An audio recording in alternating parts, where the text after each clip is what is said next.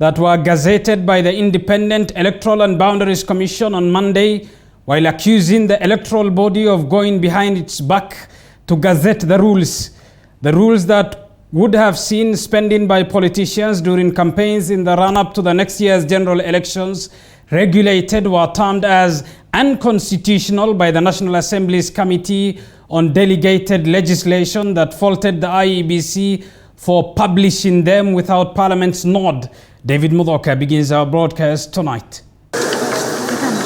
The 2022 general election could well be a survival of the financially fittest after attempts by the Independent Electoral and Boundaries Commission to level the playing field were thwarted by Parliament on Wednesday. According to the National Assembly's Committee on Delegated Legislation, the gazettement of campaign financial rules by IEBC on Monday was done without Parliament's approval, rendering them unconstitutional. Citing Section 5 of the Election Campaign Financing Act of 2013, where rules made by IEBC must be given the green light by Parliament before they are gazetted, MPs sitting in the Delegated Legislation Committee had pressed IEBC officials who appeared before them to justify their decision. The Act is very clear.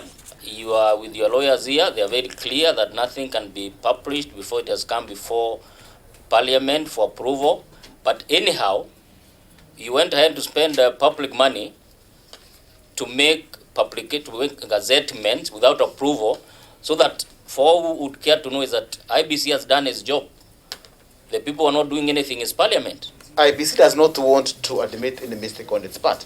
They want that the people will be told they are just like punching bag. Parliament has become punching bag for even the faults of other institutions. In a quick rejoinder, the elections referee shifted the blame to Parliament, accusing the August House of leaving IEBC with no option but to go ahead with the gazettement after delaying the discussion of the bills in question for nearly a year. At no time did the Commission want to paint Parliament in bad light, and I just want that on record, that we had no such intention. We are simply performing our role as per the law. According to the law, all draft election campaign financing regulations of 2020 must have been passed on or before August 9th this year. These definitely are going to be out of time. The 12 months lapsed on the 9th. They are in draft. Even if Parliament took 6 months or 1 day or whichever from now, they are out of time and therefore cannot be published. In a statement by IEBC on Monday, the poll agency had capped spending for all 6 elective seats and for political parties as the country gears towards its most expensive election ever.